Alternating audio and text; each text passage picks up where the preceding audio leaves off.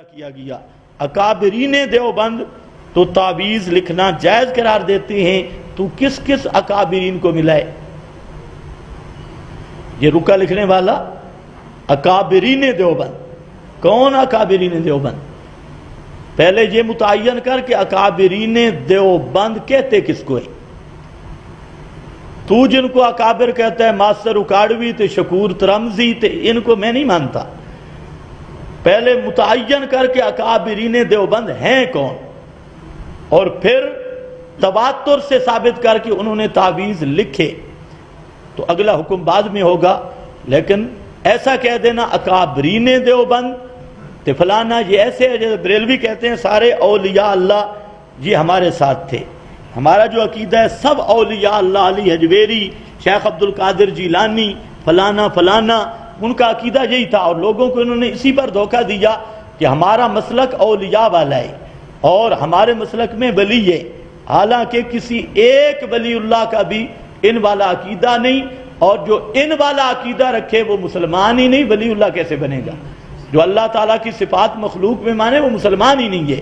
تو اسی طرح یہ جو ہماری للڑ برادری ہے، ان کے پاس نہ قرآن نہ حدیث کچھ بھی نہیں، اور پھر ایک لیبل لگا لیا اکابرین دیوبند، دنیا جہان کا جو جھوٹ بھی ہو اکابرین دیوبند۔ تو میں پہلے تجھے کہتے ہیں متعین کر، دوسرے نمبر پہ اکابرین دیوبند پہ اللہ کی رحمت ہو، یہ سب مقلدین ہیں، اور قانون اور ضابطہ یہ ہے کہ مقلد کی بات فروعی مسائل میں بھی حجت نہیں ہوتی، چاہے جائے کہ عقائد کے مسئلہ میں حجت ہو۔ اگر تعویذ کا ثبوت دینا ہے، قرآن پاک کی کوئی آیت پیش کر جس میں تعویذ کے لکھنے کا جواز ہو، اگر قرآن سے نہیں ملتا رسول اللہ صلی اللہ علیہ وسلم کا عمل پیش کر کہ اللہ کے محبوب نے پوری زندگی کوئی ایک تعویذ لکھ کے دیا ہو۔ میں ثابت کرتا ہوں کہ آپ نے پوری زندگی دم کیا ہے، آخر تک آپ نے دم کیا، حتیٰ کہ آخری وقت میں بھی دم کیا۔ اگر آپ کے پاس کوئی دلیل ہے کہ اللہ کے محبوب نے ایک دن کسی صحابی کو چھوٹا سا تعویذ لکھ کے دیا ہو، چلو اس پہ قرآن ہی لکھا ہو، حدیث ہی لکھی ہو، آپ ثابت نہیں کر سکتے۔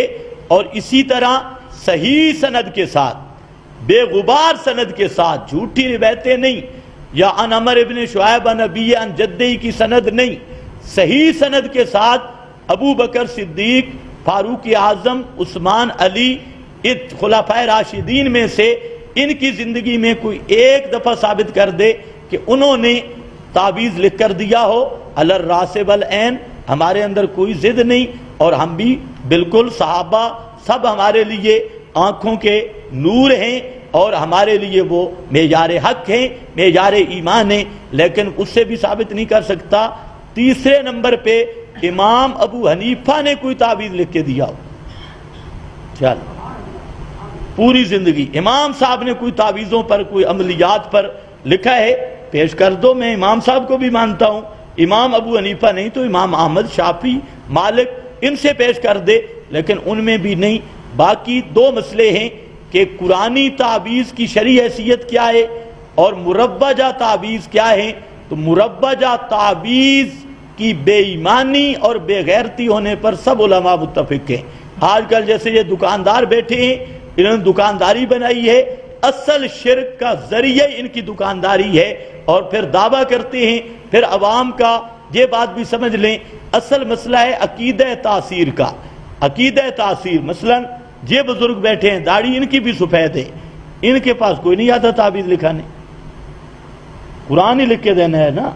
اور پیر اقبال کے پاس ساری زنانیاں بھی پہنچ جاتی ہیں، پیر عزیز الرحمان کے ارد گرد ساری زنانیاں ہوتی ہیں، مرد بھی ہوتے ہیں، جی تعویذ پیر صاحب دے دو۔ اب وہ اگر قرآن میں اثر مانتا ہے تو ادھر کیوں گیا خربوزے کربوزے؟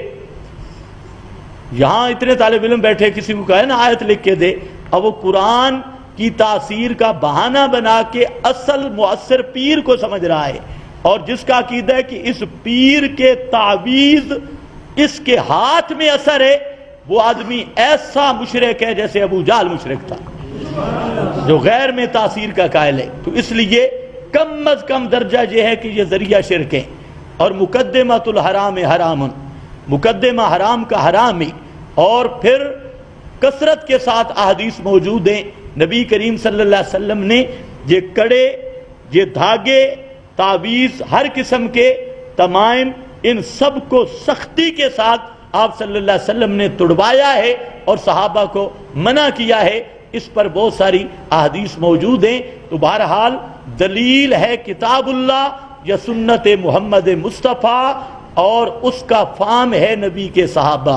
یہاں سے اگر کوئی چیز ملتی ہے صحیح سند کے ساتھ، سند صاف ہو، تو ہمیں کوئی ضد نہیں، ہم ماننے کے لیے تیار ہیں. دین کے مسئلے میں ضد کرنا یہ بدبخت آدمی کا کام ہوتا ہے. لیکن یہ یاد رکھو، قیامت تک ایسا کوئی مولوی آپ کو دکھا نہیں سکتا